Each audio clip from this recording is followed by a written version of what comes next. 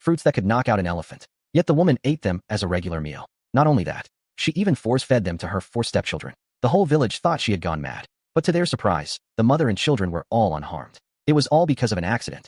Suyu had time-traveled from the apocalypse into a farmer's body. She was still an untouched maiden, yet when she opened her eyes, she had become the stepmother of 4 children, and the family was dead broke. The kid's father had nothing but a handsome face, lazing around and enjoying himself all day. He sold all the good family land for food and drink. Luckily, his elder brothers found out and forced him to keep 2 remote acres. Suyu did not want to starve again like in the apocalypse. She shouldered a hoe and went out. But just as she reached the west end of the village, a timid little girl's voice called out from behind, "Mother." Suyu stopped and turned around. She saw 2 barefoot 4-year-olds carrying a water jar, staggering toward her. These were the youngest twins of the Lu family. "Why did you 2 follow me?" "Third brother, and I came to bring you water, mother. If you don't drink, you can't work hard. Your stomach will hurt." "She's not our mother." Second brother said, "We're not allowed to call her mother." "But I want a mother." Suyu felt a bit helpless, but Samling wasn't wrong. She was only their stepmother, not their real mother, and she had only been in the Lu home for 2 days. It was natural for the children to be hostile. "Give me the water. You 2 go back home. It's a long way." Samling obediently nodded. Samling glanced at Suyu, then handed her the water jar. "Go back now." Samling took his sister's hand to leave, but Samling broke free from her brother, ran up to Suyu. "Mother, you won't run away, will you?" The little girl looked up at her, her innocent eyes full of longing for a mother's love. Big brother and second brother said, "That's stepmothers. When they see how poor we are, will definitely run away. But I don't want mother to leave." Their birth mother had given birth, and then left right after her brother and sister were born. They had never had a mother since they were little, so they especially envied other children who had mothers. Such a burning, innocent gaze. How could Suyu bear it? She crouched down and patted the little girl's head. "Be good, Siling. Go home and wait for me." "Siling, be good. Go home and wait for mother." Watching the 2 children return to the village, Suyu shouldered her hoe again, picked up the water jar, and continued on. Following the river upstream, she reached a valley entrance, turned, and entered the mountain. Having survived in the apocalypse for years, finding food had become Suyu's instinct. This mountain forest before her, in her eyes, was a natural granary. In autumn, beasts fatten up for winter. They are at their plumpest. And here in the mountains, she didn't have to worry about mutant plants or animals suddenly attacking, nor was she afraid of zombies suddenly charging out. But Suyu overestimated herself. With this current body, she had just entered the mountain, walked for 10 minutes, and her legs began to tremble. She quickly found a big tree nearby, leaned against it, and drank some water to replenish her strength. Looking at the withered yellow leaves on the branches, she even wanted to pluck them and eat them. If this kept up, she would lose all reason from hunger. She had to find food quickly. She heard rustling sounds nearby. She immediately grabbed her hoe and followed. But the creature ran much faster than her. Suyu could only watch that plump wild chicken fly away from her feet, leaving behind a colorful feather. Once again, Suyu cursed Lu Ji to high heaven in her heart. If it weren't for this husband emptying the house, leaving not a single grain of rice, she wouldn't be so hungry that she couldn't even catch a wild chicken. Then she thought again. If it was this hard for her, an adult, how much harder must it be for those 4 children at home? Remembering Silang's hopeful eyes, her body suddenly burst with strength again. She tossed away the feather and continued the chase. Heaven never seals off all exits. She didn't catch the wild chicken, but she discovered a large patch of taros. Touching the slime from taro makes you itch all over. The villagers here didn't know how to handle it. They thought it was poisonous. Unless it was a famine year and they were starving to death, no one would dig them up to eat. Suyu picked up her hoe and dug a few times. It was a good variety of taro with a nice texture, the many-seeded jade type. Her heart rejoiced. She dug up over 20 pounds in one go. She gathered firewood, dug a pit, and roasted the taros to eat right there. With no flint, she used the bow drill method to start a fire. Soon, under the intense friction, the pine needles began to smoke. Suyu watched for the right moment, blew gently, and the pine needles burst into flames. Afraid of causing a forest fire, she also dug a circular firebreak, watching carefully as the taros roasted beside the fire. The aroma of food soon wafted out. Suyu swallowed hard, waited until the taros were fully cooked. Couldn't resist picking one up and eating it. Soft and crumbly, with a slight sweetness, she ate 5 or 6 in one breath. Finally, the burning in her stomach eased a lot. She kept the remaining 4 to bring back to the children, covered the fire with soil to put it out, picked up her hoe and kept digging. After filling her stomach with taros, her strength returned to about 70 or 80%. She vaguely sensed her special ability slowly recovering. The dug-up taros formed a small hill, roughly 50 or 60 pounds. She found some vines nearby, made a simple makeshift net, and packed all the taros into it. Only then did she go down the mountain and head home. On the way back to the village, she met villagers working in the fields. This new Yuanyang is really pitiful. A perfectly good girl married to Lu Laosan, starving, forced to eat poison. So tragic. Suyu paid no attention to the looks of sympathy or contempt. She just wanted to get home quickly, to see how those 4 stepchildren were doing. Even though no one looked after them, they had managed to survive until now. But Suyu was still worried. Even in the apocalypse, she had never seen children so thin. She touched the 4 still warm taros in her bosom. and hurried faster toward the Lu home. But before she even reached the front door, she heard angry shouts and the terrified cries of children from afar. Su Yu's expression sharpened. She saw a crowd gathered around her doorstep, and the missing Lu Ji was being chased frantically by several village men, covering his head. Lu Dalong and Lu Erling dashed in front of Lu Ji, trying to block the fierce villagers. But instead of stopping the children, their father ducked behind his sons and cheered them on. Dalong, Erling, fight for your father. Erling, kill them for dad. But that was like throwing eggs against a stone. The two skinny boys were shoved aside and thrown hard to the ground. Writhing in pain, the twins stood at the doorway, wailing loudly. Don't hit my brother. Don't hit my brother. Debts must be repaid. That's only natural. If you don't pay up now, we'll smash your house today. Lu Ji ran faster than a rabbit, though shabbily dressed, and looking utterly pathetic. His sword-like brows and starry eyes still exuded a carefree, unrestrained charm. The village women watching quickly averted their eyes, afraid someone would notice their racing hearts. Lu Ji, seeing he couldn't hide, and couldn't run either, watched as a wood-chopping knife was about to come down. Everyone stop. Su Yu roared. A slender hand clamped onto the knife handle. Lin Erbao was taken aback. Where did this village woman come from? How dare she snatch his knife? Su Yu's forceful presence threw both the man and the knife aside. Who are you? We're here to collect a debt from Lu Ji. What's it to you? Only then did Lu Ji see the person in front of him clearly. His eyes lit up instantly. He immediately hid behind Su Yu. Wife, save me. Lu Ji was dumbfounded. Lin Erbao and the other debt collectors were also dumbfounded. They looked at Dalong and Erlang lying on the ground with no one to help them, and the twin brother and sister crying loudly. Su Yu felt a surge of inexplicable anger. Then she looked at Lu Ji, who showed no sign of malnutrition. Instead, his sturdy frame suddenly felt it might be better if the debt collectors took care of him. So, under everyone's shocked gaze, Su Yu kicked Lu Ji out. The wrong has its doer, the debt has its debtor. Whoever owes you, go collect from them. Lu Ji, who had been chased for a while, was kicked out by his wife. Lin Erbao didn't know what this woman was planning, but he seized the opportunity. Immediately pinned the stunned Lu Ji down hard. Tie his hands and feet, so he doesn't run away. Here is your debtor. Sure thing. Wife, what are you doing? I'm your husband. We just at the government office. The magistrate personally arranged our marriage. Su Yu. Su Yu. Shut up. What are you howling about? Like a stupid pig. Take him away. Don't do anything rash. And don't cripple him. You've seen the state of my household. Can't afford to keep him. So please just get rid of him for good. You damn woman, are you messing with me? Brother, I'm serious. Remember, we'll beat you to death. Are you really going to have Lu Ji pay off the debt with his life? Su Yu responded faintly, and didn't look at him again. She helped Dalong and Erlang, who had fallen to the ground, and checked the children's injuries. This is my home, even though it's just us orphans and widows. I, Su Yu, am not someone to be pushed around. Now that Lu Ji has been handed over to you, if you cause trouble at my door and hurt my family, I'll risk my life to drag him down to meet the king of hell. Lin Erbao realized this woman was not to be trifled with. He began to think of backing off. Dalong and the others were just weak from hunger. After falling, they were dizzy and couldn't get up. Aside from a few scrapes on their arms, nothing serious. Su Yu breathed a sigh of relief. She pulled the twin boy and girl, their faces covered in tears and snot, over to her side. Although this woman had only been in their home for 3 days, the 4 children now realized they seemed to have someone to rely on. Mother. Siling. Scared? Don't be. Mother is here. We really are taking him away? Take him away. I won't stop you.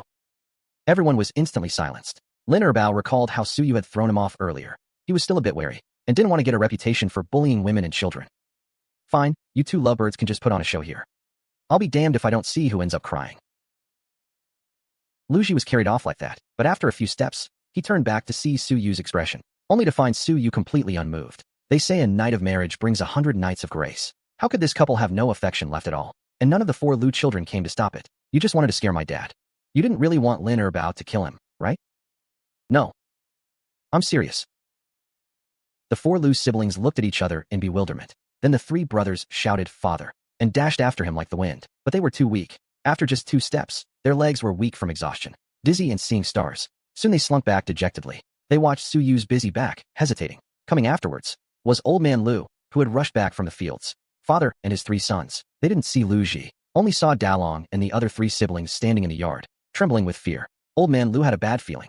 Dalong, where is your father? Dalong looked at his grandfather and uncles before him, then at Su Yu inside the house. For a moment, he didn't know what to say, seeing the 4 siblings silent. Only looking at the house, Old Man Lu waved his hand and walked toward the door with the others. Lu Ji's family lived in a thatched hut, not even with mud walls. This kind of house had 2 small rooms and a kitchen. The kitchen was completely open air, just a stove made of piled stones. On the stove, a pot. Next to the stove, an empty jar. There wasn't even a fenced yard. Old man Lu and his 3 sons hadn't taken 2 steps before they reached Suyu, the 3rd son's new wife. Old man Lu had met once before. 3 days ago, that shameless Lu Ji lingered in the old house yard, saying he was going to the county town to pick up his wife. Borrowed 10 won, used the money to rent the ox cart of the wealthy Wang next door, rushed to the county seat, and brought her back. Lu Ji at least remembered his father was still at home. This elder, the rascal, led his new wife to the old house and kowtowed properly to old man Lu. Suyu fled from disaster, penniless, wearing old clothes given by others. She was thin and gaunt. Dad, big brother, second brother, little uncle. Where's that bastard, the 3rd one? The 3 Lu brothers nodded at him. They were fairly polite. Gone to pay off his debt. With even a single one in his hand, he would spend it on half a plate of peanuts. How could he repay the debt? No money, then pay with his life. If you want to redeem him, go ahead. Take your own money to redeem him. I don't have a single one anyway. Don't be stubborn. If something comes up, come to the old house. We'll discuss it together. Old man Lu thought he understood his meaning. Would come to borrow money to redeem Lu Ji, so he felt a little relieved. Uncle Lu and his brothers held deep grudges against Lu Ji. Seeing Suyu agree, they urged old man Lu to go home and eat first. Old man Lu looked at the mother and her children before him, heaved a long sigh, called his sons and left. Suyu watched them go far away, turned to look at the 4 siblings. Hungry? The 4 nodded honestly. She was also hungry. Took out the 4 still warm taro roots from her pocket. 1 each. Have something to stave off hunger. Suyu looked around the dilapidated house again. In the 2 rooms, there were only beds made of wooden planks. A set of bedding whose color could not be discerned. Forget hiding money. Even a mouse would have nowhere to hide. At least there was a stove, an iron pot, and a water jar. With an empty stomach, no proper meal to be had. Could only continue roasting taro to eat. Suyu deftly lit a fire. The 4 siblings stood behind her, watching the fragrant taro in their hands. They swallowed hard. In the face of food, they had already put aside the matter of their rascal father being carried off by debt collectors, pushed to the back of their minds. Sanlang and Silang brought the taro to their noses to sniff. Licking their lips, they looked at their 2 older brothers. Dalong watched as Suyu buried the black lumps into the fire, then scraped them out when they were cooked. She peeled off the skin and put the food into her mouth. Only then did she nod at the impatient younger siblings. Sanlang had just taken a bite, when his eyes lit up. So fragrant. This is taro. It's always been fragrant.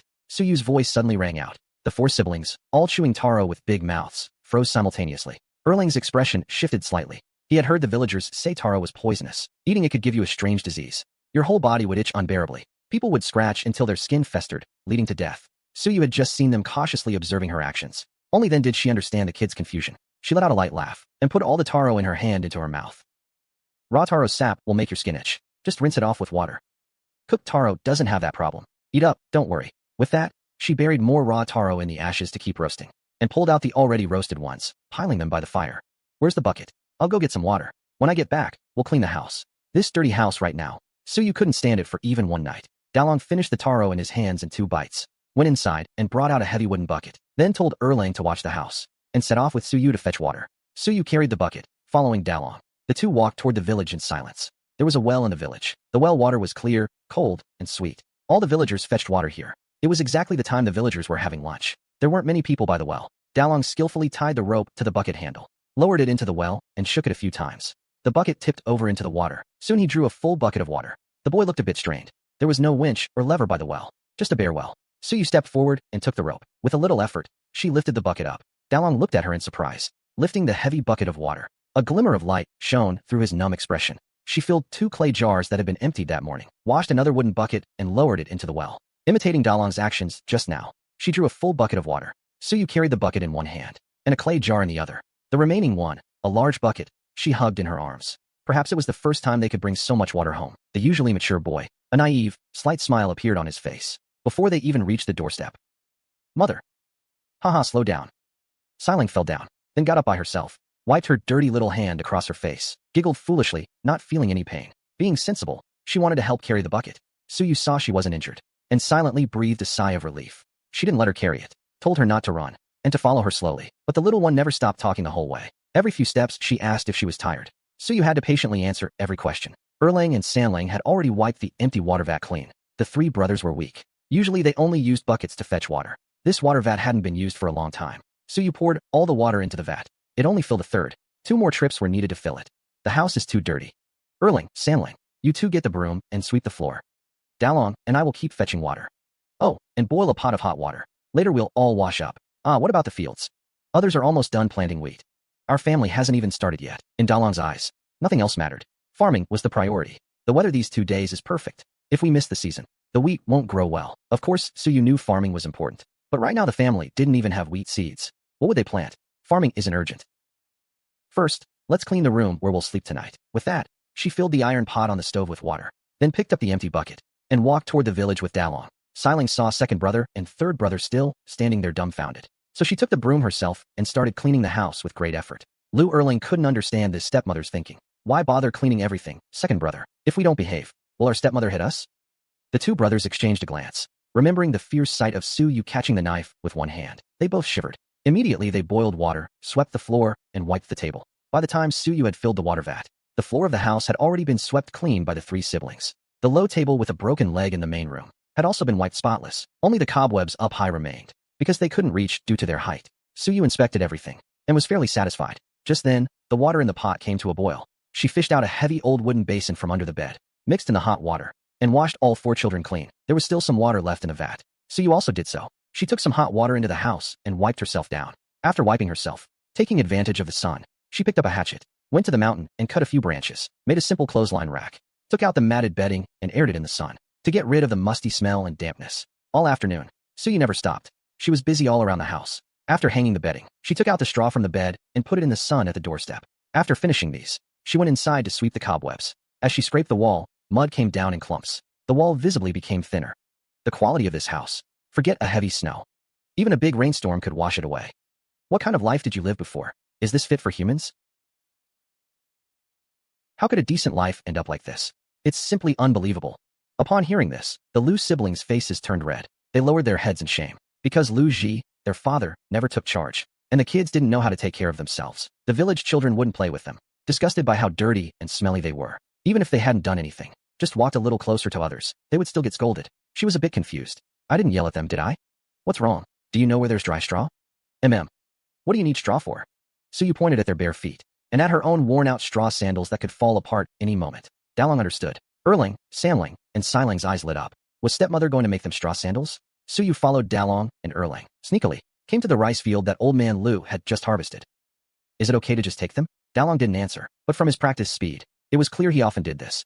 Dad said Grandpa's things are his, and his things are ours. Taking our own things is only natural. Su Yu was stunned. What kind of nonsense this Lu Ji teaches? But looking at the big bundle of straw in her arms, she chose to shut up.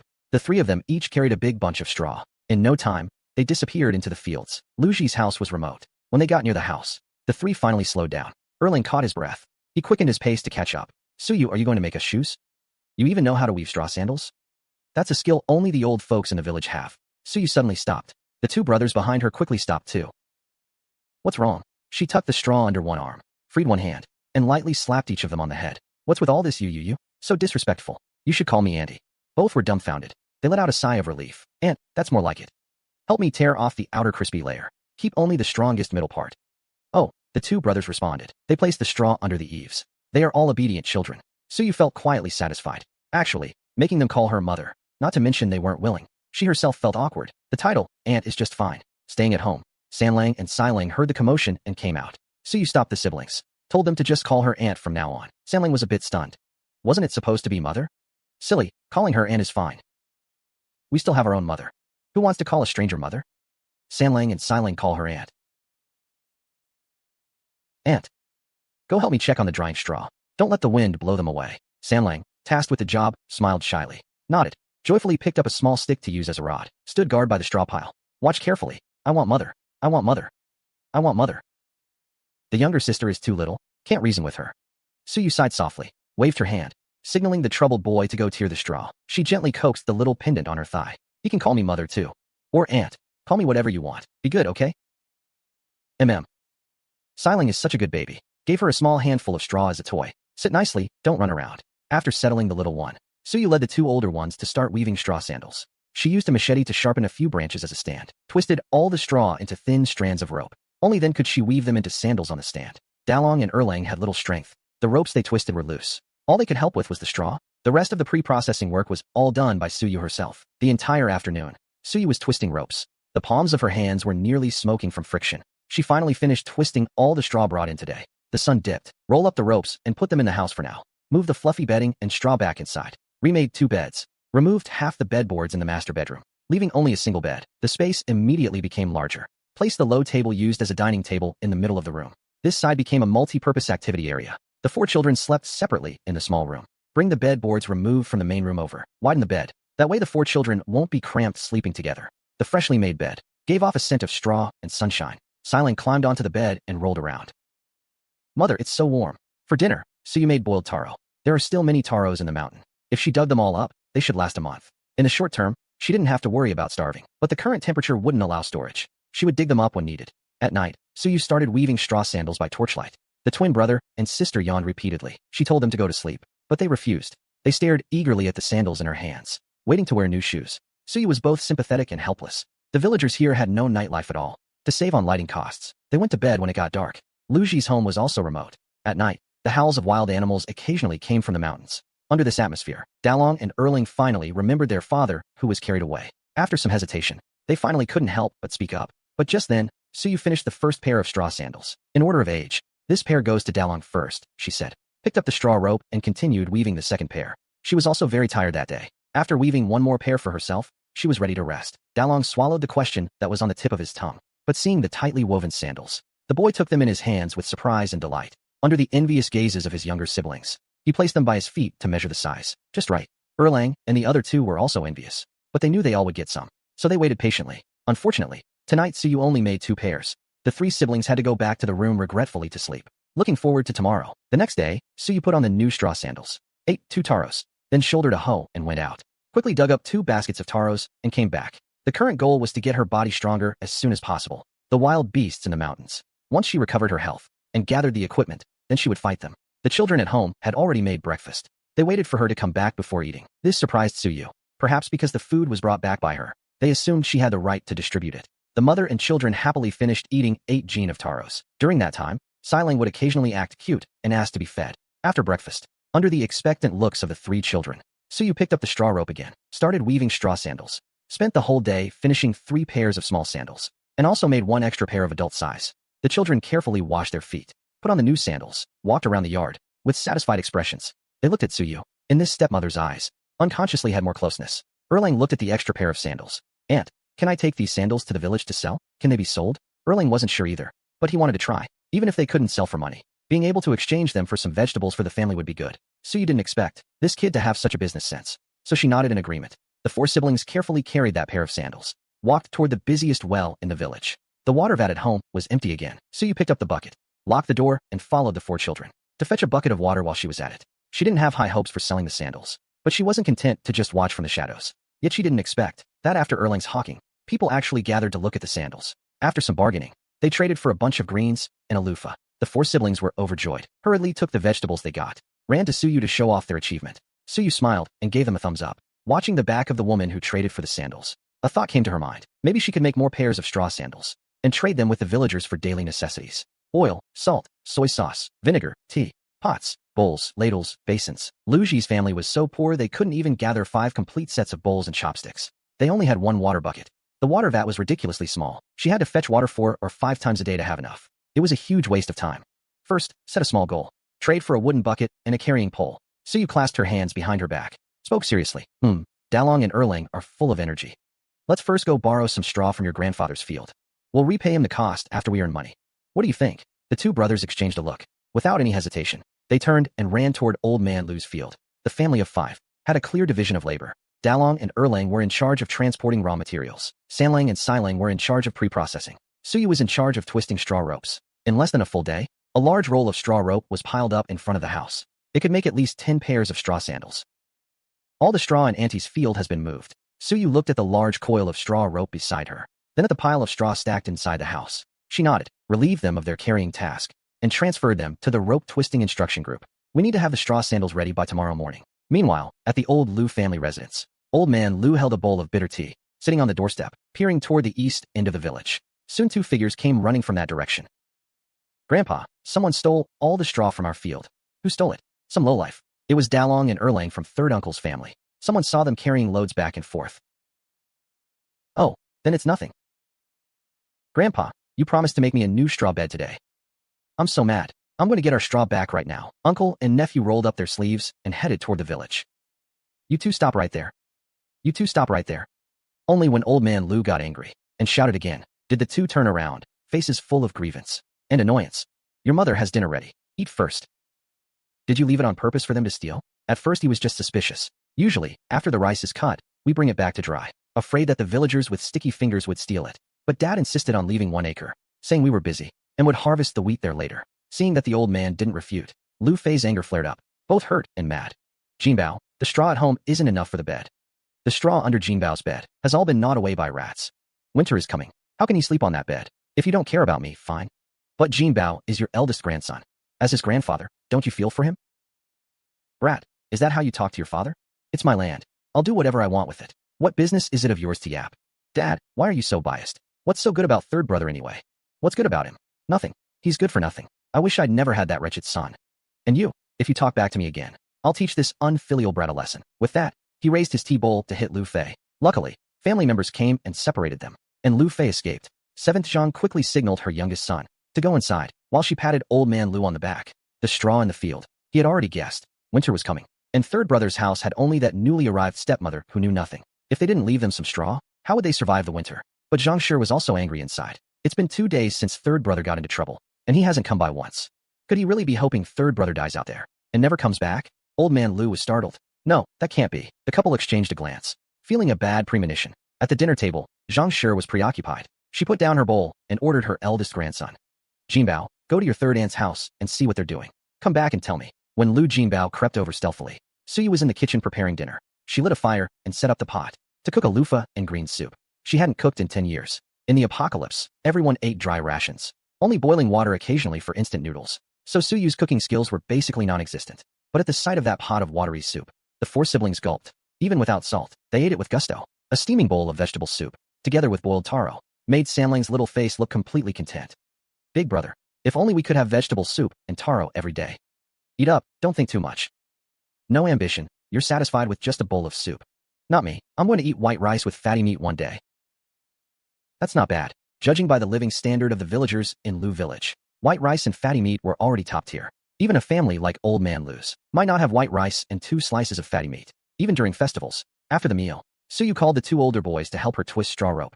The brothers were weak, but with practice, the rope they twisted would be usable. Suyu began weaving straw sandals by firelight. This time she made sandals that could cover the feet for work. Much more refined. But considering the market in Lu village, Suyu would rather spend more effort. If they didn't sell in Lu village, she could take them to other villages. Someone would want them. Filling their stomachs was more important for now. The taros in the mountains wouldn't last them through the winter. Lu Ji's house was not far from the river. The sound of flowing water clearly audible. Suyu couldn't help but calm down inside. She looked toward the river and spotted Lu Jinbao hiding behind a short bush behind the house. Watching quietly, Suyu pretended not to notice, to see what he was up to. But the kid just crouched there, watched them finish dinner, then ran off. Suyu found it strange and lowered her head to continue weaving straw sandals. Of course, it was also possible that old man Lu had discovered the straw in his field was gone and sent the boy to check. But the straw had already been woven into sandals. So even if he came, it wouldn't help. The next day at dawn, Suyu took Dalong and Erling up the mountain to chop firewood. The mountain was dangerous for the 2 brothers, so they never dared to go into the woods to gather firewood. They only picked up fallen branches at the foot of the mountain. On the way to the foot of the mountain,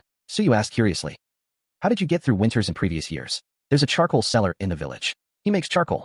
Sometimes there are leftover charcoal bits in a kiln. My brother and I would go pick them up." "Pick up? Or steal?" The brothers fell silent. Suyu looked at them and said seriously, "Don't ever steal again. We'll stockpile our own firewood. There's no need for that anymore." Dalong and Erling froze for a moment, then turned angry and embarrassed, thinking she was being out of touch with reality. They quickened their pace ahead. Suyu laughed inwardly. It seemed that with a full stomach for 2 days, they had more strength. Good, then they can carry more firewood back. Halfway up the slope, Suyu picked a spot with dense trees, threw down the rope, told the brothers to wait on a flat clearing, grabbed the hatchet, and plunged into the thicket. First, she cut 2 forked branches and made a 3-legged firewood rack for Dalong. Then she went deeper to chop wood. She worked very fast and soon had a pile. Dalong and Erlang exchanged a delighted glance. So much firewood, but soon they realized, isn't this too much? Dalong thought the stepmother would carry it back in batches, but Suyu tied it into 2 bundles, hoisted them up and walked off. She even felt it was still a bit light, so she picked a few more pieces from Dalong's rack and stuffed them in. Only then did she signal them to pack up and go home. The 3 of them came down the mountain and had to cross through the village fields to get home. The villagers first noticed the firewood balanced across Dalong's shoulder. Getting closer, they saw a forked stick holding the wood, and Dalong was holding the 2 protruding legs, resting it on his shoulder, walking easily. But the amount of firewood was even bigger than a tied bundle. Why hadn't they thought of making a firewood rack before? It doesn't look hard, just a plank across 2 branches, but it's easier on the shoulders. Then her gaze was unconsciously drawn to 2 large bundles of firewood moving by themselves. That bundle of firewood together Must be 250 Jean. Aya, isn't that third brother Lu's new wife? How did she become so strong? The villagers watched in a daze as the mother and 3 children walked past, until they were out of sight. Their jaws, dropped in shock, slowly closed. Then the news that third brother Lu had married a strong woman spread throughout the village. In the evening, Suyu led the 4 siblings to set up a stall near the village well with the finished straw sandals. She raised her chin at the 4 children standing in a row. Sanlang and Silang spread a tattered straw mat under a tree. Dalong and Erlang untied the 10 pairs of straw sandals they had been carrying, laid them out, and Suyu straightened them. She put a wooden sign on the ground. Straw sandals, 3 when per pair. Although they feared the strong she-devil, the villagers couldn't help but curiously gather around. However, they only recognized the character 4-3. Only a few could read all the characters. Suyu patted Erlang on the shoulder. After observing these past few days, she found that Erlang had the thickest skin and was the most willing to go all out. Erlang took the cue. Immediately, he started hawking straw sandals for sale. 3 when a pair 3-1. The villagers were startled. Then they realized it was just selling straw sandals. Only 3-1. You can take home finely woven straw sandals. With 3 when you won't lose out. You won't be cheated. Only 3-1. Only 3-1. You can take away comfortable, durable straw sandals with a golden edge. No money? You can also trade. The price of 3 when per pair was set by Suyu after studying the villagers' spending power and the value of the vegetables she had traded yesterday and calculated it. Sure enough, everyone was tempted by this price and even more tempted by bartering. Although they had just been calling Suyu a she-devil, that after all was just gossip. The price was good. They weren't afraid of that. Straw sandals are needed by every household. A pair of women crouched in front of the stall. Silang immediately picked up a pair of sandals and handed them forward to Shou. "Aunt Zhou, the sandals my mother made are really good. Why don't you buy a pair?" Suyu was a bit surprised. She thought Silang was timid and clingy. Didn't expect her to take the initiative to sell. The kids were so hardworking. Suyu, as an adult, felt embarrassed just standing there. She put on a smile, took the initiative to explain how sturdy her sandals were woven. The woman called Aunt Zhou by Silang looked them over repeatedly. These sandals are indeed well made. The size also matched her husband's feet. Lately, the men in the family have been working in the fields a lot. The straw sandals on their feet are already worn out, just thinking of getting new ones. "Dear lady, I'll take 2 pairs. Can you make it any cheaper?" "Okay, it's the first sale of the day. 5 went for 2 pairs for you." Got a bargain. Sister-in-law Zhou was happy. She took out the selected sandals and put them aside, gestured for Suyu to wait for her, then ran home to get copper coins. Counted out 5 when 3 times before handing them to Suyu. Delightedly took away 2 pairs of straw sandals. The business made 1 sale, but it was 2 pairs. The 4 Lu siblings all smiled. Erling shouted even more energetically. Silang specifically targeted those aunties, because she found that aunties actually had money in their pockets. Sanlang saw his little sister being so brave, mustered his courage and followed. "Wanna buy sandals? Why not buy a pair?" The brother and sister worked together and sold another pair, looked at Suyu in surprise and delight, with faces begging for praise. The straw sandals sold more and more smoothly. Someone brought in used bowls from home to trade. 5 rough porcelain bowls with a few chips were traded for a pair of sandals. Another mother brought 3 eggs and traded for a pair. Unknowingly, it got dark.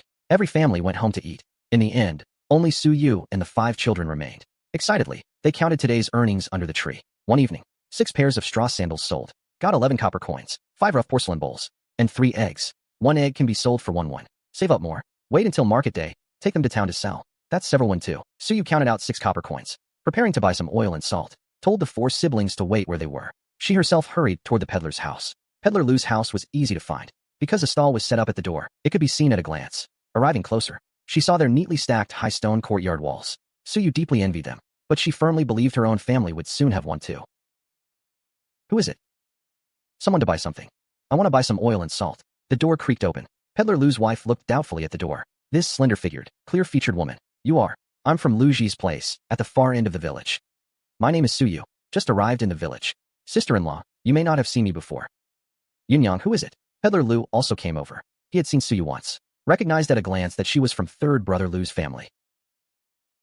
Suyu nodded. Yunyang looked more, and Suyu felt more sympathy for him. She looks capable, and can even weave straw sandals. Yet she married that scoundrel Lu Ji. Truly a hard life. Seeing Suyu so thin, Yunyang nudged her husband. "In town, straw sandals are 5 or 6 won a pair. You help the young sister-in-law sell them. Give the money directly to the young sister-in-law. It won't take much trouble to bring them back." The implication was, don't charge a middleman fee. No. Business is business. Everyone's life is hard. You also need to make money. I sell them at the village well, 3 won a pair. If you take them, I'll give you 2 pairs for 5 won. How about that? Peddler Lu quietly pried open his wife's hand that was pinching his arm. All right, I'll take them to sell first. Once sold, give the money to the young sister-in-law. How's that? Suyu readily handed over the 4 pairs of straw sandals in her hand. Then I'll leave it to you. If they sell well, I still have more stock. Can make sizes for men, women, and children. Sure. Young sister-in-law, how much oil and salt do you need? Suyu felt embarrassed by her empty purse. Can only buy 2 liang of vegetable oil. 2 liang of coarse salt. Not too much, not too little, exactly 6-1. She didn't bring a container. Yunyang kindly lent her a bamboo tube for the oil. The salt was wrapped in banana leaves, handed together to Suyu. Then tomorrow early morning, I'll have Dalong return the bamboo tube to you. Holding the oil and salt, she left. Arriving at the village well, the 4 Lu siblings immediately surrounded her, excitedly looking at the bamboo tube and banana leaf in her hand. Smelling the aroma of vegetable oil, their already hungry stomachs growled. Ha ha ha, let's go. Go home and cook. The 4 siblings nodded in unison, their eyes sparkling. They trotted all the way home, especially looking forward to dinner tonight. As soon as they got home, Dalong replaced the old pottery bowls, took one out, and lined it with straw, intended to use it for storing eggs. Even though seeing the eggs made them drool with craving, they never thought of eating them. Such precious things. Save them up to sell for money. Can buy more brown rice. A few more meals. It was Dalong, excited, holding a bowl lined with straw. He came to the kitchen to find Suyu. Just as he was about to speak, his eyes suddenly widened. He saw Suyu swiftly crack 3 eggs and drop them into the already boiling hot water. Stir with chopsticks. Sprinkle in a pinch of salt. Add a drop of vegetable oil. Finally, toss in a handful of wild scallions just picked by the river. Instantly, an irresistible, mouth-watering aroma rushed at him. Lu Dalong, who hadn't touched any meat in 800 years, swallowed hard. Then, without hesitation, he dumped the straw from his bowl. The 4 siblings gathered around the stove, their eyes fixed unblinkingly on the pot. The swirling egg drop soup shimmered with a faint green glow. As usual, Suyu divided the pot of soup into 5 bowls, making sure each bowl had 3 or 4 egg blossoms. The taro had been buried in the fire earlier while cooking. By the time the dishes were done, the taro was cooked too. The half bunch of greens left from yesterday, Suyu stir-fried them with just a bit of oil. A small bowl of eggs. Looked green and fresh. Very appetizing. Food with oil and salt really made a difference. Suyu said, "Let's eat." In the room, aside from the sounds of eating, there were no other noises. After dinner was finished, Dalong took the initiative to clear the dishes and took them to wash clean. Suyu moved the straw rope to the doorway. By the light of the torch at the door, continued weaving straw sandals. The children at home licked the oil from the corners of their mouths, eagerly did what they could, hoping that tomorrow there would be another good meal like this. In the morning, Suyu took Dalong and Erlang up the mountain to chop firewood for stockpiling. At noon, they stayed home weaving straw sandals. In the afternoon, after the villagers returned from farm work, she took the sandals to the village well to set up a stall and sell them. Every 2 days, she went alone to the southern mountain to dig enough taro for 3 days and return. The rest of the time, she was either weaving sandals or on her way to sell sandals. The first batch of people who bought straw sandals found that Suyu's sandals were comfortable and durable, so they placed a few more orders. The 4 pairs of sandals Suyu had asked peddler Lu to sell on consignment. As soon as they were brought to town, a sharp-eyed farmer bought 2 pairs in one go, 5 per pair. Peddler Lu made half the profit. The remaining 2 pairs he actively promoted and quickly sold as well. Those who didn't buy also pre-ordered several pairs. Thus, Suyu received another order from peddler Lu for 5 pairs each of men's and women's sandals, and settled the payment for the previous 4 pairs. A total of 10 won. These 2 days, sales in the village were decent. With the sold stock and pre-orders combined, Suyu now had a total of 51 copper coins in hand. 51 when seemed like a lot, but couldn't even buy a thin cotton quilt. Suyu sighed. Peddler Lu had returned. Go to his place and buy 2 jin of brown rice. Hearing that the meals would improve again, the 4 siblings' eyes all turned to look. Erlang eagerly took the money and dashed off. Dalong, worried, followed him. Sanlang and Silang sat on small wooden stools, watching their brothers' departing backs, licking their lips in anticipation. They were both young. Suyu didn't let them work. She wanted to improve the health of the 2 little ones, if conditions allowed. Dalong and Erlang also needed to be well nourished, but there was no way. The current conditions simply didn't allow it. These past few days, she had relied heavily on these 2 little helpers, so that she wasn't completely in the dark. Bought the brown rice, bought. The 2 brothers hurried home excitedly. These days, following Suyu, they had full bellies. You could see their complexions had improved a lot. When Lu Bo led Jinbao back from the fields and saw the 2 brothers running toward him, he almost didn't recognize them. Dalong, Erlang. The 2 boys stopped in their tracks, turned their heads to look. Erlang even tightened his grip on the clay pot in his arms. Looking wary, seeing it was their uncle, they relaxed. Where are you 2 going? It's going to rain in a couple of days.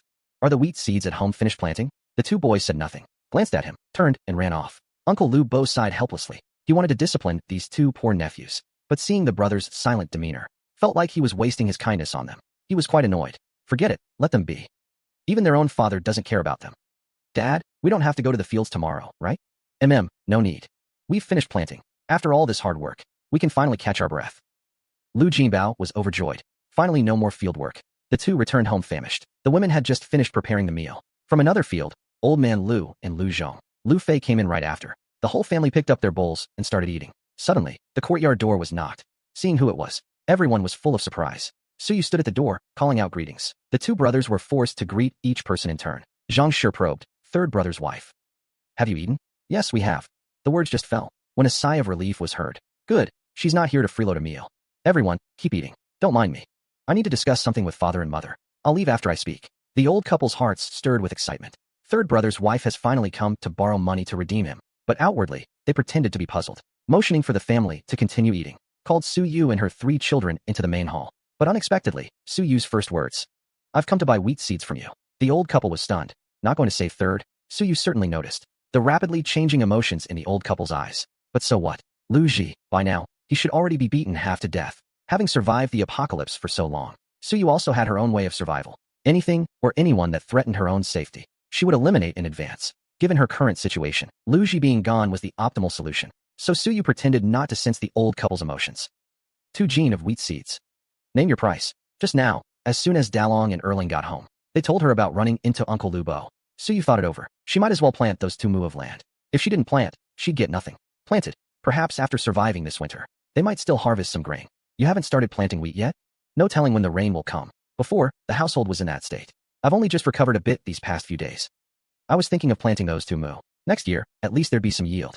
Father, I've never farmed before. Please, could you give me some guidance? Su-yu's words were true. The original family situation was actually not bad. If not for the natural disasters and warfare, with many brothers at home, and plenty of land, it would never have been her turn to work the fields. Old man Lu hadn't expected that she didn't even know how to farm, but he couldn't say much. With the matter of his 3rd son weighing on his heart, and seeing Su-yu's indifferent attitude, he felt somewhat angry. He shot a glance at Zhang Shi for her to go get the wheat seeds. Fortunately, he had set aside some extra seeds earlier. After planting the family's fields, there was some left. Otherwise, if Su-yu came asking, he wouldn't have any to give. The Lu family old house folks were actually struggling too.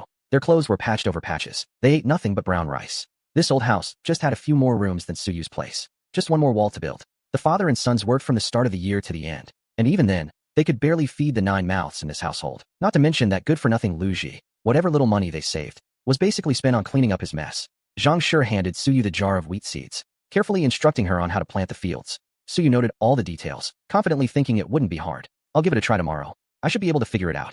Then she pulled out 5 copper coins. I've never bought wheat seeds before. I don't know if this is enough. Zhang Shi's eyes went wide as if she'd seen a ghost. When Su-yu said she was coming to buy wheat seeds, she thought it was just polite talk. After all, with third brother's character, it would be a miracle if he didn't come asking them for money. But now it seemed, third brother and his wife really weren't cut from the same cloth. Su-yu saw Zhang Shi's astonished face, and without bothering whether it was enough money, shoved the coins into her hand. Taking the wheat seeds, she called Dalong and Erlang to leave. After they had walked a few steps, uncles Lu Bo and Lu Zhong suddenly caught up. Each pulled out a handful of copper coins, pulled them together, and handed them to Su-yu. We don't have much either. But third brother's life is at stake. Take this first to ransom him back. We'll figure out the rest later. Mom said Lin Erbao has a black mind. People who mess with him, he won't outright kill them. He'll just throw them down the mine to work off the debt. Third brother might be okay. This time he's learned his lesson, and he'll straighten up from now on. The two of you need to make a go of it together. Su-yu raised an eyebrow. This Lu Ji was such a mess, yet he still had family to back him up. It was truly unbelievable. Dalong and Erling both looked at the woman expectantly, hoping she would take the money. No need. This money isn't enough to ransom him. Taking it would just be throwing it into a bottomless pit. You two keep it for yourselves. With that, she turned and strode homeward, her eyes growing colder and colder. Dalong and Erling hesitated, glancing at their two uncles, then lowered their heads and ran after Su-yu. Lu Zhong helplessly took a few steps after them, wondering how this mother and her sons could run so fast. In the blink of an eye, they disappeared into the night. He stopped and turned back to look helplessly at Lu Bo. Brother, why wouldn't she take the money? The two brothers went home and told the story of how Su-yu refused the money. She's not someone who wants to settle down with third brother. If third brother doesn't change his ways, he'll always be a bottomless pit. Forget it, forget it. Let's think of another way. In the night, a strong wind suddenly picked up. Su-yu was jolted awake from her sleep. The moment she opened her eyes, there was a starry sky. The thatch on the roof had been blown off by the wind, leaving a big hole right above. The wind was still howling, and the few thin roof beams were trembling incessantly. She heard the sound of plaster falling from the walls. The whole house felt like it was about to collapse. Oh no, this house isn't going to cave in, is it? From the next room came Siling's frightened cry. Mother! Su-yu quickly pushed aside her shock, hurried out of bed, put on her shoes, opened the door, and ran out. Dalong, Erling, Siling, come out quickly. The four children were huddled tightly on the bed, staring in panic as the thatch was ripped off piece by piece above their heads. Siling was so scared she kept calling out, Mother! Dalong tried to act calm, holding his younger siblings in his arms. Su-yu's heart tightened. Why aren't you running yet? She rushed over, scooped up Sanlang and Siling in one go, and shouted at Dalong and Erlang. Get out now! The house is going to collapse. The house is going to collapse. The four children were terrified. Dalong and Erling tumbled out of bed, too panicked to even put on shoes, and ran out barefoot after Su-yu. On the open ground, the five of them huddled together, watching the house anxiously as the thatch flew in the wind. looking as if it could come crashing down at any moment. They waited and waited, until the wind finally died down. That flimsy little house somehow still stood stubbornly before them. But looking at the thatch scattered on the ground, and the roof that was now just beams and a few remaining pieces of thatch, a thatched house, Suyu didn't know whether to be relieved or sad. The house was saved, but re-roofing it would definitely cost a lot of money, and she only had 40 copper coins left in her pocket. She felt like heaven was trying to destroy her. The four little ones didn't understand her inner despair. Seeing the house still standing, they were quite delighted. Mother, the house is okay. Suyu shot a glance at the overly excited Erlang. Erlang's excited glance. You call this okay? Her resentment was palpable. Erlang shuddered and quickly covered his mouth. When the sky began to lighten with a fish-belly glow, the mess was clearly visible everywhere. Suyu rubbed her throbbing temples, told the four siblings to stand still and not move, and strode quickly toward the village. She went to ask the Lu family for help. When they heard the roof had been blown off, old man Lu didn't hesitate. He called on his three sons, grabbed their tools, and rushed over to Lu Ji's place. Suyu followed behind, watching the four father and son figures in their hurry. The coldness in her heart melted a little. The villagers had all kinds of handy skills. Fixing a roof was nothing for old man Lu and his three sons. It's nothing. They looked at the bare roof frame, and without a word, got to work. Lu Fei picked up the usable thatch pieces that had fallen to the ground. All of them. Lu Bo and Lu Zhong saw it wasn't enough, so they hurried off to cut grass by the riverbank. Old man Lu went home, carried over a ladder, and climbed onto the roof. He took the thatch pieces Lu Fei tossed up and relayed them. In just one morning, the four of them had rethatched and reinforced the roof. They also placed heavy stones on the four corners, so the wind wouldn't blow it off again. Suyu, grateful, cooked all the brown rice she had bought yesterday into porridge. The father and sons had lunch at home before leaving. Old man Lu drank the thick brown rice porridge in his bowl, watching the mother and her children squatting by the stove, eating taro. He seemed to want to say something, but stopped. In the end, he said nothing. He set down his empty bowl and led Lu Bo and the others away. Better plant those 2 mu of land soon. It might rain in a couple of days. Suyu agreed, saw them off a few steps, and then came back. She called Dalong, shouldered the hoe, picked up the jar of wheat seeds, and headed toward the 2 mu of land by the mountain. Erlang stayed home to look after the twins. Suyu thought, with the farming tips she got from Zhangshi yesterday, planting a field wouldn't be that troublesome. She didn't expect to be proven wrong so fast, but didn't expect to be proven wrong so quickly. Lu Ji's 2 mu of land had already been dug once before, so you just had to dig holes, drop in the wheat seeds, and cover them up. Yet from mid-afternoon till dusk, she only managed to plant 1/10. She stared in disbelief at the vast remaining field, wondering if her eyes were playing tricks on her. Even worse, she felt that her body, which had just started to recover, could barely take much more. She turned to look at Dalong, sitting on the ridge with his face red from the sun. Both mother and son saw despair in each other's eyes, thinking she had to come back tomorrow and endure this torture again. Suyu felt like crying, but had no tears. Remembering how old man Lu and his 3 sons worked from dawn till dusk, day in and day out, tending to their 100+ mu of land, Suyu instantly felt deep respect for them. The sun was about to set. Strange bird calls came from the mountains. Mother, it's getting dark. Suyu was so beaten down by the farming, she didn't even want to talk. She waved at Dalong, and the 2 of them walked home under the moonlight. By the stove, Suyu gnawed on a roasted taro, thinking to herself, she'd have to go into the mountains. Farming? No way she was going to farm. She never wanted to farm again in this lifetime. Early the next morning, Suyu first went up the mountain to dig enough taro to last 4 days. Then she picked up a sickle and went to the place where the villagers usually gathered firewood. She chopped a full load of firewood. The sun was already halfway up the sky. After returning home, Suyu didn't rest. She ate a few taros to fill her stomach. Taking all the money from home, she walked briskly toward the neighboring village, Shaha village. In the village there was a blacksmith, who usually made a living by forging farm tools. In this village, there was also a well-known hunter family across the region. All the men in the family were hunters. It was said they once even killed a spotted tiger. They had a certain reputation around Jinshi town. Suyu first went to the blacksmith shop and haggled, and exchanged 30 won for a worn-out short knife. She weighed it in her hand and swung it a few times. The blacksmith looked at her in surprise. Young lady, you handle this knife really well. Suyu put away the knife and gave him a faint smile. Master, do you know the way to the hunter's house? Of course the blacksmith knew. He pointed toward a solitary house halfway up the eastern hillside. Suyu thanked him and left. It was noon. The hunter's door was ajar. Suyu called out twice. A spirited, old woman came out. She thought Suyu was there to buy meat. There's none left. Everything's been taken to town. I came to borrow some hunting tools from your family. Afterward, I'll repay you with 1/10 of the catch as commission. Is that okay? It was the first time the old woman had heard someone asking to borrow hunting tools. She was stunned for a moment before reacting. I can't decide this on my own. You'll have to wait until my son comes back. So, Suyu sat down under the big tree in front of the hunter's house. She waited until the sun was setting in the west. Before the 2 brothers returned, Granny Yang told her 2 sons about Suyu's request. The brothers looked at Suyu suspiciously as they walked over. They weren't exactly refusing to lend the tools, but they were afraid Suyu might damage their things. More importantly, they didn't believe Suyu could actually catch anything. If I don't catch anything, I'll also compensate for the wear and tear, with the appropriate repair costs. Seeing how shabby she looked, they softened and waved her over, letting her come inside to choose. Their family were hunters, making a living by hunting. They had a full set of hunting tools at home, all well maintained. They had made a big haul just yesterday, so they had no plans to go again soon. Deep in these mountains there were man-eating beasts, not to mention countless venomous insects and snakes. Suyu picked a bow and hurried back as fast as she could, finally making it before the sky was completely dark, to the old Liu family house. Seeing her carrying a bow and arrows, and holding a short knife, the people in the old residence were a bit stunned. I really can't farm. Tomorrow I plan to go into the mountains. At least 3 to 5 days. Maybe 7 or 8. As for the remaining wheat seeds at home, I'd like to ask you 2 elder brothers to plant them for me. Also, the 4 children at home. While I'm away, please trouble you 2 sisters-in-law to look after them. Eldest sister-in-law, I know this isn't enough, so the extra I'll owe for now. I'll make it up later. Having said that, she turned and left decisively, leaving the old Liu residence, with everyone, young and old, dumbfounded in the wind. Mrs. Zhang decided to reconsider her opinion of Suyu from the past 2 days. Now she thought, like husband, like wife. This new wife of the 3rd son is as thick-skinned as Liu Ji, cut from the same cloth.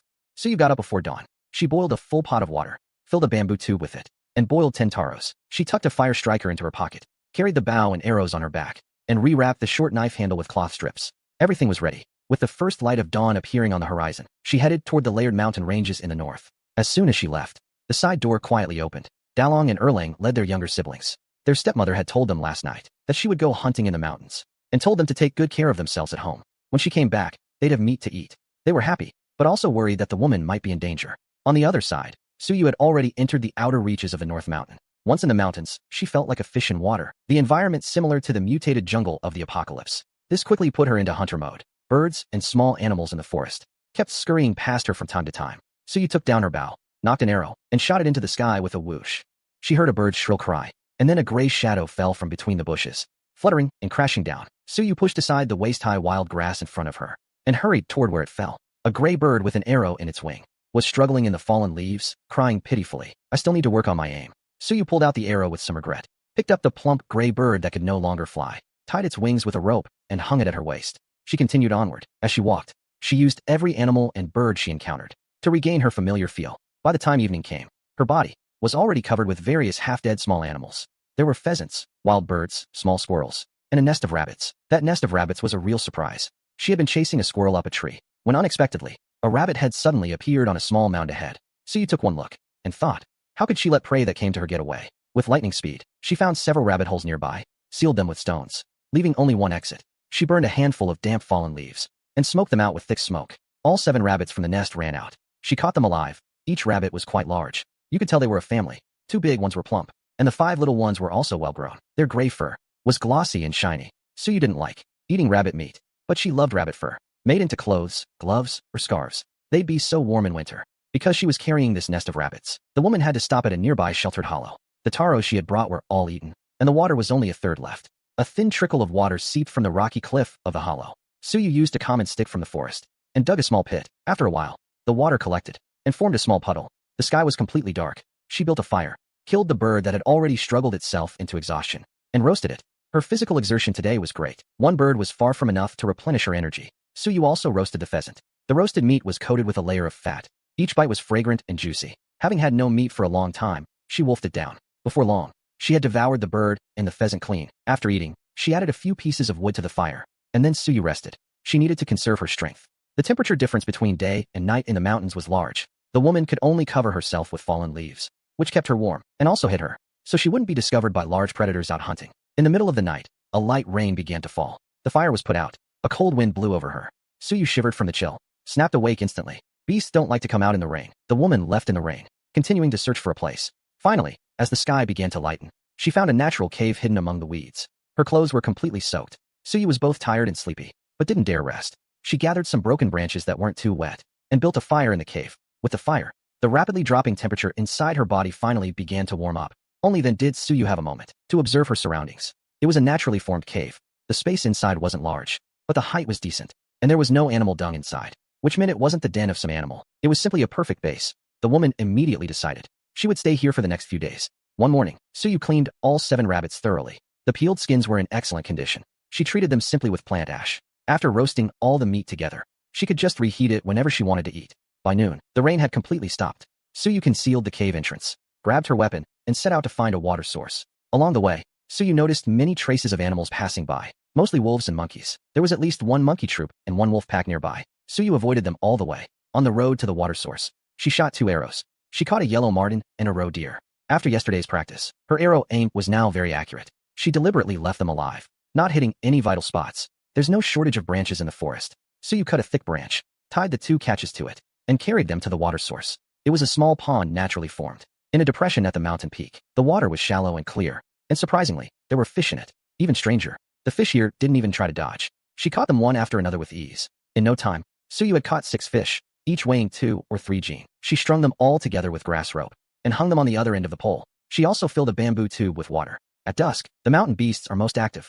Suyu left the water source early, carrying the day's catch and hiding nearby to observe. About 2 kilometers from the water source, she found a pile of fresh droppings. Suyu recognized it at a glance. This was from an adult black bear. Her heart leaped with joy. She intended not to miss this great gift. It was almost dark. Suyu returned to the cave with the day's haul. As she roasted fish for a snack, she thought about how to lure the black bear out, but the weather wasn't on her side. It started raining again at night, and it rained intermittently for 2 straight days. Suyu lay in the cave, looking at the struggling hare and yellow marten, along with a few pheasants and squirrels she'd caught casually. She wasn't willing to just go down the mountain like this. She decided to keep waiting for the right moment. For days had passed since Suyu entered the mountains. Luckily, Uncle Lu Bo and the 2 brothers had already finished planting the wheat seeds Suyu left behind on the first day. Inside the thatched cottage at the far end of Liujia village, Lu Dalong and Lu Erlang had lit a fire in the room, but the wind kept leaking in, so even by the fire, they were still cold in the end. The 4 siblings, thinly dressed, directly moved to the bed, and finally felt a little warmer. They hadn't seen Suyu for several days. Xiling counted on her fingers day by day, asking Big Brother every day, "When will Mother come back? Is she never coming back? Don't talk nonsense. She'll come back when the rain stops." Xiling was quiet for a moment, then couldn't help frowning and said worriedly, "Second brother, do you think she might have already been eaten by a beast?" As soon as the words fell, Xiling burst into tears. "What? No, don't let Mother be eaten by a beast." Her crying silenced the other 3 in the room. After 3 seconds of silence, Xiling couldn't hold it in and started crying too. "She doesn't want us anymore. She must have run away." "Big brother, did she really run away?" Dalong looked at the twin siblings crying pitifully, then looked at Erlang, whose face was full of unease. The doubt he had harbored for days seemed to be confirmed. A surge of bitterness and anger at being deceived and abandoned welled up inside him. He was about to grit his teeth and scold the younger ones. "Don't think about her anymore," when suddenly there was a knock at the door. "Dalong, Erlang, open up. It's your auntie. Have you eaten yet? I steamed some brown rice cornbread. Come out and get it. Why are you 2 crying? Did I come too late? Are you hungry?" "Third brother's wife. I don't know when she'll be back." "For the next few days? Just come to the old house for meals."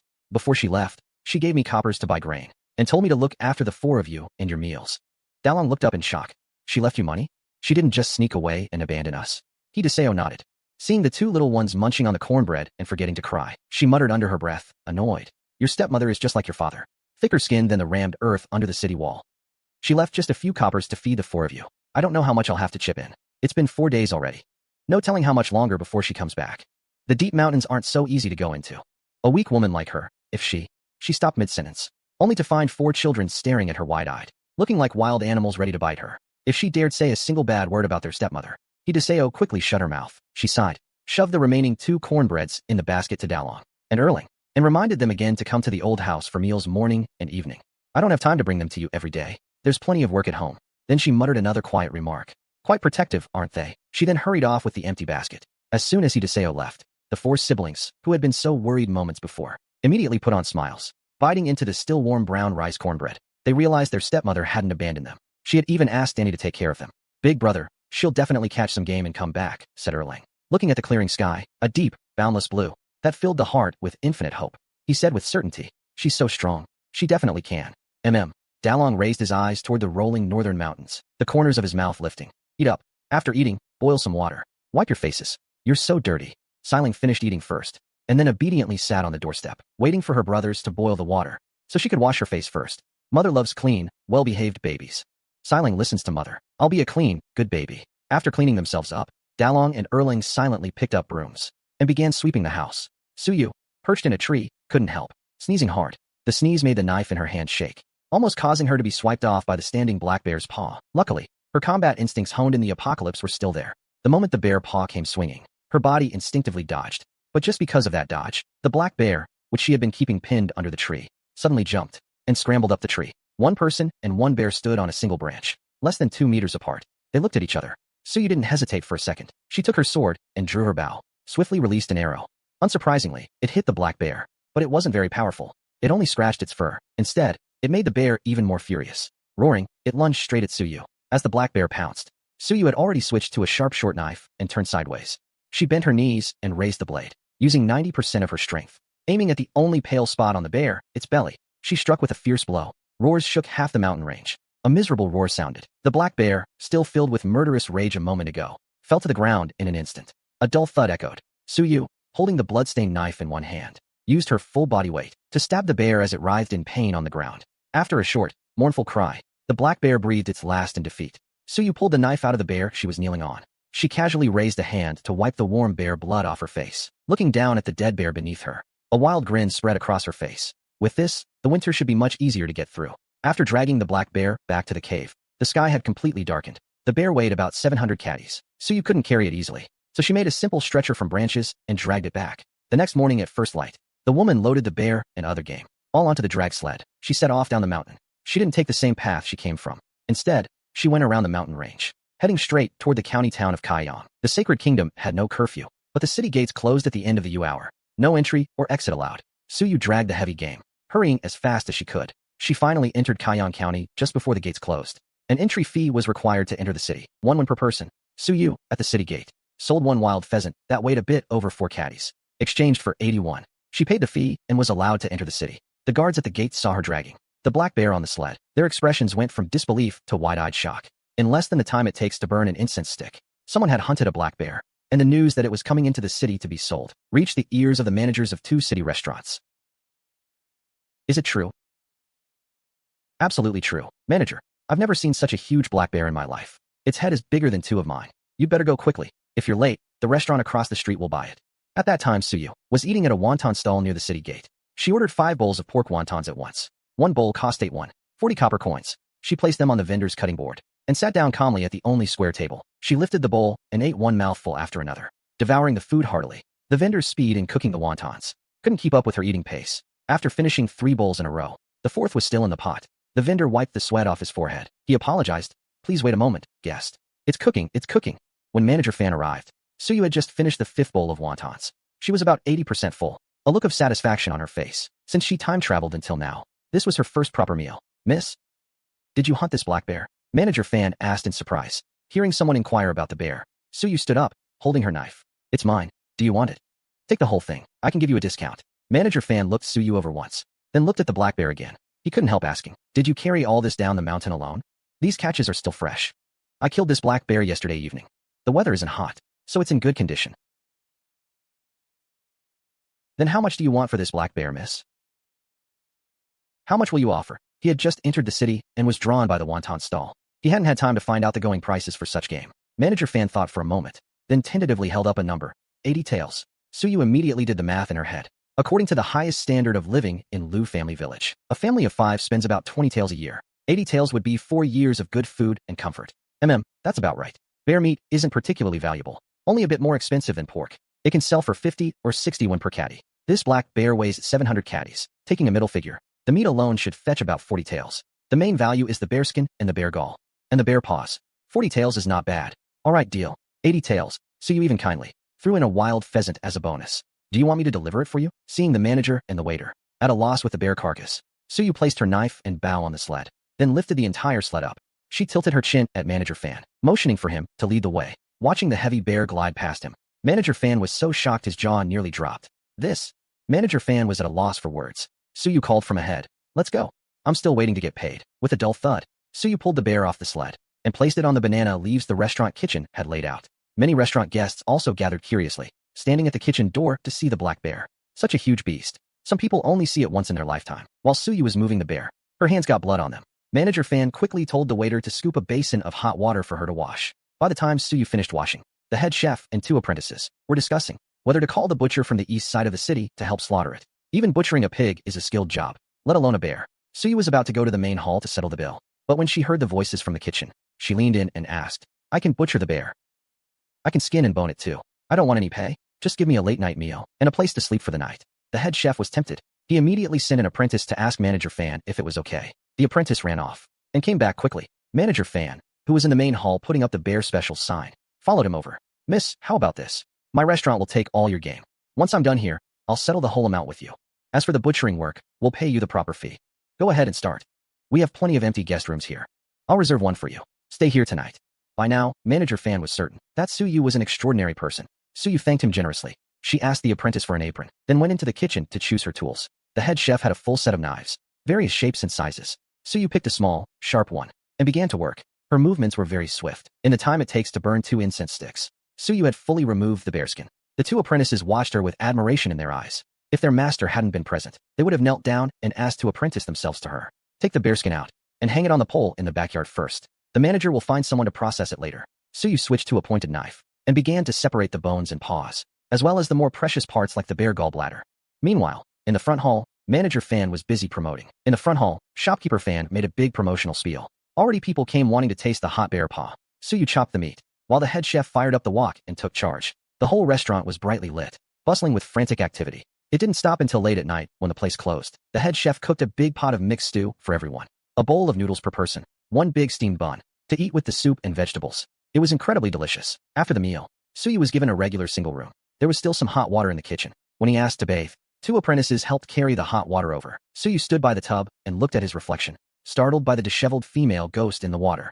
He hadn't washed or combed his hair in days in the mountains. His body dirty and stinking. He quickly bolted the door, washed his hair and body. He only had the dirty clothes he was wearing. No change, but he couldn't go without clothes. Helpless, he just dusted them off and put them back on. It was already very late. He dumped the water, returned to his room, and fell asleep the moment his head hit the pillow. That night's sleep was the most comfortable Suyu had had since time traveling. Daylight came, and Suyu woke naturally.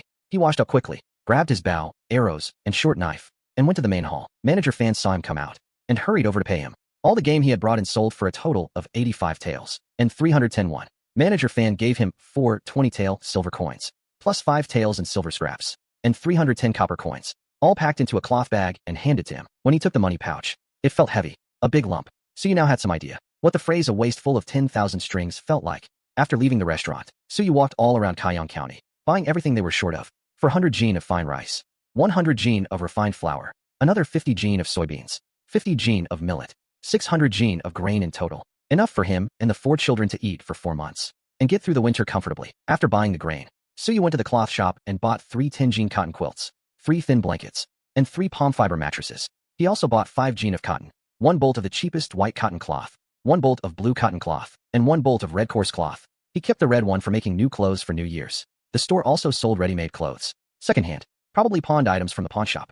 Suyu saw the price was reasonable, then looked at his own hemp clothes, so filthy they were unwearable, and decisively picked out a set that fit him. He also bought 1 set for each of the 4 children, and a pair of shoes for each of them. Suyu got leather boots for himself, and coarse cloth shoes for the 4 children, all slightly used. Altogether, he spent 10 taels of silver. When he settled the bill, Suyu sucked in a cold breath. No wonder everyone bought materials and made clothes at home. He never left without a woman. Then he went to the general store and bought all the daily essentials: oil, salt, sauce, vinegar, pots, bowls, ladles, and dishes. After purchasing everything, Suyu went to the North City Gate, rented an ox cart for 31, had the driver load the grain he'd bought, and set off for Lu Family Village with a cart full of goods. This load cost him 18 taels of silver. Now he still had 67 taels and 3 chien of silver left. Suyu planned to put away 50 taels untouched for emergencies. The remaining 17 plus taels he intended to use to make a few decent pieces of furniture, repair that broken thatched hut, and then build a wall around it. Without a wall, there was no privacy at all, and he couldn't feel safe leaving things in the house, always worried someone might steal them. In the evening, the 2 of them arrived smoothly at Lu Family Village. Thinking of the 4 little ones at home, Suyu was eager to get back, but he didn't expect that as soon as he entered the village, a middle-aged woman called out to him, "Little sister, hurry home and see. Your Lu the Third is back." Lu the Third is back? Came back alive or dead? Suyu had the words on the tip of his tongue, but then felt it wouldn't be right to ask that himself. So he just nodded at Sister Zhou, turned and urged the driver to hurry, and strode quickly toward home. Before he even reached the house, he saw the thatched hut on the hillside surrounded by people. His elder sister-in-law spotted him at once and called out in surprise, "Little sister-in-law, you're finally back." At the doorway, a crowd of people all turned to look toward the bridge. The crowd parted to make a path, and Lin Erbao's familiar face appeared again. Suyu tightened his grip on his knife. He told the driver not to be afraid, to wait there, and walked forward alone. His first words were an annoyed demand. "Why are you here again?" Yes, Lu Ji was still alive, but only barely, half dead. His whole body was black and blue, especially that handsome face he took such pride in. It was now a terrible mess. Dalong and his 3 siblings were gathered around him, calling for him to wake up. When they saw Suyu appear, their eyes all lit up at once, and almost instinctively they let go of Lu Ji, running over to Suyu. "Mother!" The 4 siblings came up behind him, looked at his brand new clothes, then at the ox cart piled high on the bridge. and realized he must have caught game. Overjoyed, Suyu faced the 4 children, ruffled each one's head in turn, and said gently to Dalong and Erlang, "Take your younger brother and sister inside. I'll handle this." Dalong gave Suyu a long, deep look, hesitated for a few seconds, then obediently led the other 3 into the house. As soon as the 4 siblings closed the door, Suyu's knife flashed up, like the wind, and in a blur of speed pressed it against Lin Erbao's neck. The villagers and the Lu family members watching, all gasped in shock at his move. The men Lin Erbao had brought, immediately raised their weapons, surrounding Suyu, ready to strike. "If anyone moves, I'll kill him." The cold blade against his neck sent a chill through Lin Erbao, and the bloody smell from the handle stung his nose. Goosebumps rose on Lin Erbao's face. "Everyone stop. Don't touch the gentleman." "What do you mean by this?" Suyu glanced at the half-dead man on the ground, and shot back. "I should be asking you the same thing. Didn't we agree not to send him back alive? And now, Lu the Third was right. You really are a vicious woman. I was kind enough to bring him back alive, and instead of being grateful, you tried to kill me. You brought him back. What about the debt? Is it wiped clean?" "Of course not." Suyu's eyes narrowed dangerously. Lin Erbao felt a chill under his stare. He really hadn't expected that Lu the Third's household had such a fierce woman. If he'd known, he wouldn't have come today. Just as he was about to urge Suyu not to act rashly, Suyu suddenly withdrew the knife himself and held out his hand. Lin Erbao was completely confused. He subconsciously touched his neck. His neck still there, let out a long sigh of relief. The neck still breathes a sigh of relief. "What do you mean an IOU?" Lin Erbao hurriedly waved back. The men who'd been about to jump Suyu, as if their third-rate kung fu skills would even be a mouthful for her. He kept sneaking glances. Suyu unhurriedly took out the IOU she'd just shown Old Man Lu and the others. Again, on the IOU were 2 crooked lines of writing. Lu Ji's handwriting. It said Lu Ji had borrowed 20 taels of silver from Lin Erbao and agreed to repay 22 taels with interest after 2 months. If not repaid by the due date, an extra tael of interest would be charged for every day overdue. The signature date was July 30th. Today is October 28th. That's 28 days past due. Principal and interest come to exactly 50 taels. Even Suyu couldn't help swearing when she saw that number. It matched the 50 taels she'd set aside and never touched. Could my luck get any worse? Old Man Lu's family worked from dawn to dusk all year, and from what the fields produced, plus the money the women saved from weaving cloth. At best they could save 2 or 3 taels. This debt was an unimaginable astronomical figure for any villager in Lu family village. If it weren't for Lu Ji lying on the ground, covered in purple bruises, Old Man Lu would have kicked the ungrateful wretch to death himself. Suyu was no exception. Her fists clenched and loosened and clenched, and she ground her back teeth so hard they creaked. It sounded terrifying. Our money didn't fall from the sky either. Me and my brothers. At home we've got old parents and mothers, and wives and children below. Our whole families depend on us to get by. If we can't get this money back, we won't have it easy either. The way he said it, it almost sounded like Suyu was the one bullying him. Sister-in-law He and sister-in-law Chio, seeing the ox cart piled high with goods on the bridge, wanted to ask Suyu if she'd had a good haul from the mountains this time. Maybe enough to pay off the debt. But before they could open their mouths, they were glared back by Old Man Lu and Zhang Shi. Suyu took a deep breath. That breath didn't go down smoothly. She gave the man lying on the ground a hard kick in the butt. His body gave a little shudder. His eyes were squeezed shut. He didn't dare move. Not at all. Suyu looked at the entire ring of people around her, closed her eyes, and let out a sigh. She waved at Lin Erbao and Old Man Lu and Zhang Shi. "Let's talk somewhere private." Old Man Lu and Zhang Shi exchanged a glance. They nodded in agreement. The old couple had understood by now. Third son's wife was really something. She wasn't even afraid of Lin Erbao. Maybe she had a way out. Lin Erbao's heart was pounding with panic, but in front of his men, he couldn't lose face as their boss. He tilted his chin at Suyu. "Come with me. Talk aside." The 4 of them went behind the house, out of the villagers' prying eyes. "Dad, Mom, I called you 2 over, because I want you to be witnesses." "Witness to what?" "I'll sell you a favor on this money. How much do you actually have to pay back?" "Give me a number. As for 50 taels, I'll tell you straight up. Absolutely impossible." Suyu glanced down at the knife in her hand, and at the hoe Lin Erbao was gripping tightly. She knew Lin Erbao had someone above him. Even though the money was lent in Lin Erbao's name, it definitely wasn't his. Half a quarter of an hour ago, if Suyu had said she'd sell him a favor, Lin Erbao would have snorted in contempt. But now he suddenly thought it was worth considering. When you drift in the underworld, how can you not get cut? What if someday he needed Suyu's favor? Lin Erbao weighed the options. Suyu didn't push him. She waited patiently. Old Man Lu and Zhang Shi stood side by side against the wall, their hearts pounding so hard they felt like they'd jump out. They were nervous enough to burst. Suddenly Lin Erbao let out a heavy breath. He looked helplessly at Suyu and said, "Dear lady, what if I can't find you later?" The corners of Suyu's mouth lifted. She gave a cold laugh. She didn't answer. Lin Erbao came to his senses. He really didn't have a choice. Otherwise he wouldn't get a single coin back. This life of his might even be forfeited. Lin Erbao's gut feeling was right. Suyu didn't give a damn about Lu Ji. Dead or alive, it made no difference to her. The only thing she cared about was staying in Lu family village, as someone with a legitimate identity, so she wouldn't have to be a fugitive. Lin Erbao sucked in several deep breaths. His brain was racing. He rattled off some mental arithmetic, clicking through an abacus. Finally he gave a number. 38 taels. That's the lowest I can go. If you can't even pay that, there's no point in talking. Lin Erbao was being ruthless. That number was the bottom line he could give. Otherwise, he couldn't answer to his superiors. He'd be dead anyway. Fine. Give me the IOU. You have brush and paper, right? Write a new one. Prove that Lu Ji's debt with you is settled in full. Lin Erbao felt a wave of relief inside. He had paper and brush, but he couldn't write. Su Yu's contemptuous gaze immediately swept over him. Lin Erbao was furious and embarrassed. He called over one of his men. Bring me the inkstone, brush, paper, and red ink paste. He shoved them all at Su Yu, with a provocative look that said, let's see if you can write.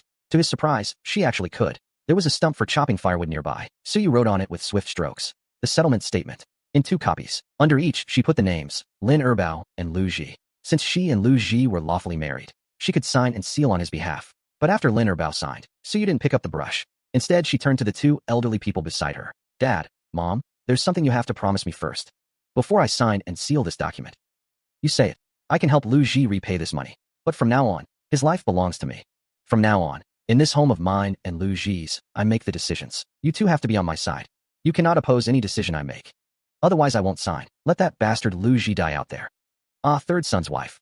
I know third son is a scoundrel. Marrying you is indeed an injustice to you. Today, you're willing to overlook the past and pay off his debt.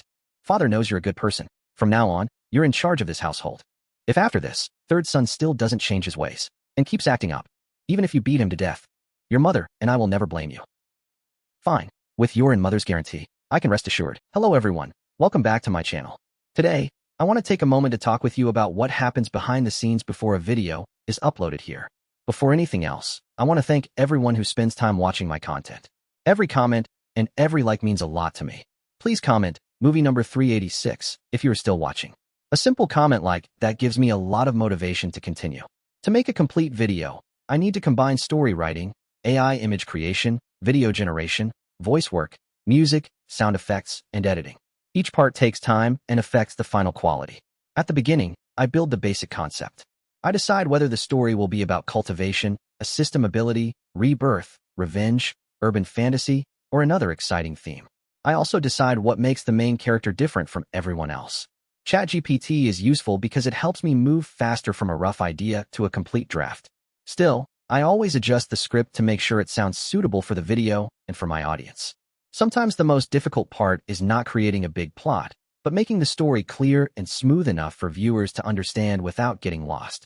AI character creation helps bring the story to life, but I still need to guide the style and choose the images that best match the script. AI images are not always perfect. Sometimes the hands look strange, the face changes, the clothing is wrong, or the background does not match the story. So I have to generate many versions, compare them, and choose only the best ones.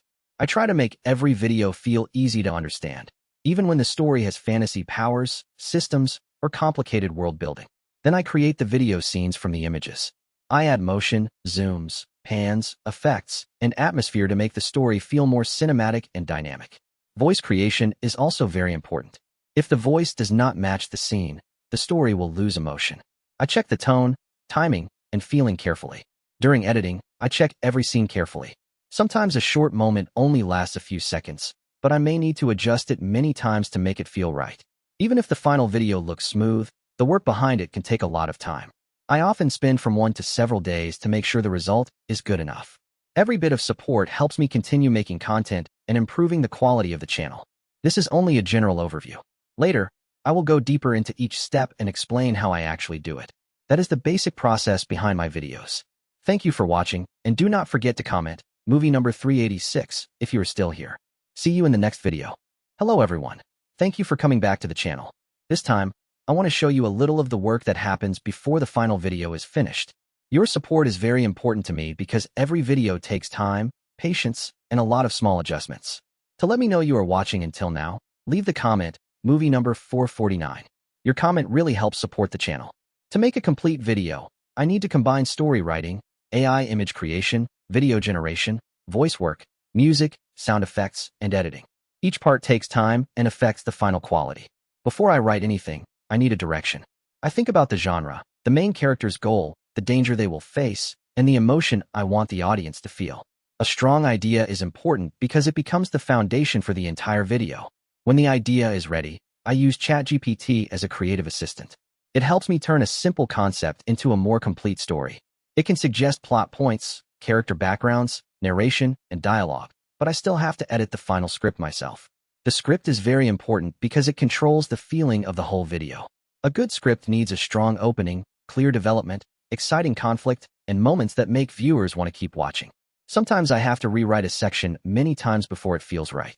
AI character creation helps bring the story to life, but I still need to guide the style and choose the images that best match the script. There are times when I generate many images and only a few are good enough to use. This is normal, but it makes the process longer. Sometimes one small mistake in the voice or visuals can break the mood, so I have to review the video carefully. I try to make each scene feel like it belongs in a living story, with motion that supports the emotion rather than distracting from it. The voice makes the video easier to follow and more emotional. I adjust the timing so the narration fits the images and the viewer can understand the story clearly.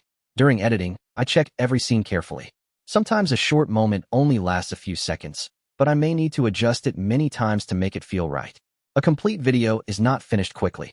It often takes from one day to several days because every step has details that need to be checked and improved. Your support gives me the motivation to continue improving. Every comment helps me feel that there are real people enjoying the content I create. In future videos, I will slowly break down each step in more detail. I will share how I build ideas, how I use ChatGPT, how I create AI characters, how I make video scenes, how I create voices, and how I edit the final video. That is the basic process behind my videos. Thank you for watching, and do not forget to comment, movie number 449, if you are still here. See you in the next video. Hello everyone. Thank you for coming back to the channel. This time, I want to show you a little of the work that happens before the final video is finished. Your support is very important to me because every video takes time, patience, and a lot of small adjustments. To let me know you are watching until now, leave the comment, movie number 365. Your comment really helps support the channel. To make a complete video, I need to combine story writing, AI image creation, video generation, voice work, music, sound effects, and editing. Each part takes time and affects the final quality. Before I write anything, I need a direction. I think about the genre, the main character's goal, the danger they will face, and the emotion I want the audience to feel. A strong idea is important because it becomes the foundation for the entire video. When the idea is ready, I use ChatGPT as a creative assistant. It helps me turn a simple concept into a more complete story. It can suggest plot points, character backgrounds, narration, and dialogue, but I still have to edit the final script myself. The script is very important because it controls the feeling of the whole video. A good script needs a strong opening, clear development, exciting conflict, and moments that make viewers want to keep watching. Sometimes I have to rewrite a section many times before it feels right. AI character creation helps bring the story to life, but I still need to guide the style and choose the images that best match the script. There are times when I generate many images and only a few are good enough to use. This is normal, but it makes the process longer. For me, this process is not only technical work, it is also a creative journey where every choice changes the feeling of the final video. I try to make each scene feel like it belongs in a living story, with motion that supports the emotion rather than distracting from it. The voice makes the video easier to follow and more emotional. I adjust the timing so the narration fits the images and the viewer can understand the story clearly. During editing, I check every scene carefully. Sometimes a short moment only lasts a few seconds, but I may need to adjust it many times to make it feel right. A complete video is not finished quickly. It often takes from one day to several days because every step has details that need to be checked and improved. Your support gives me the motivation to continue improving. Every comment helps me feel that there are real people enjoying the content I create. In future videos, I will slowly break down each step in more detail. I will share how I build ideas, how I use ChatGPT, how I create AI characters, how I make video scenes, how I create voices, and how I edit the final video. That is the basic process behind my videos. Thank you for watching, and do not forget to comment, movie number 365, if you are still here. See you in the next video. Welcome back to my channel, everyone. Today's video is a little different because I want to explain how I create my videos from the very beginning to the final edit. Your support is very important to me because every video takes time, patience, and a lot of small adjustments. If you are watching this part right now, please leave a comment saying movie number 166. I want to know who is still here and truly following the video. To make a complete video, I need to combine story writing, AI image creation, video generation, voice work, music, sound effects, and editing. Each part takes time and affects the final quality. The idea is like the seed of the whole video. If the idea is weak, everything after it becomes harder. That is why I spend time choosing the right theme and direction before writing. When the idea is ready, I use ChatGPT as a creative assistant.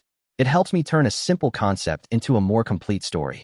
It can suggest plot points, character backgrounds, narration, and dialogue, but I still have to edit the final script myself. I often spend a long time polishing the story. I remove unnecessary details, improve the hook, strengthen the main character's motivation, and make sure the audience can follow the story easily. AI character creation helps bring the story to life, but I still need to guide the style and choose the images that best match the script. Not every image can be used.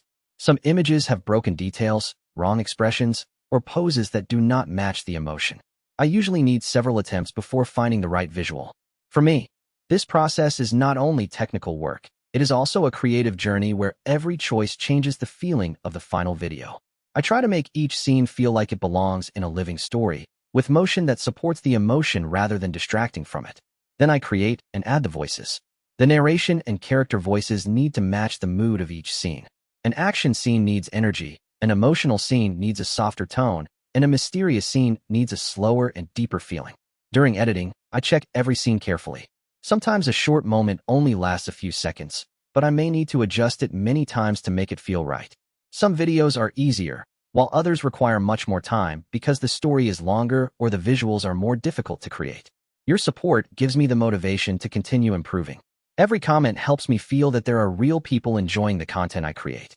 Step by step, I will show you more behind-the-scenes details about the way I create videos for this channel. That is the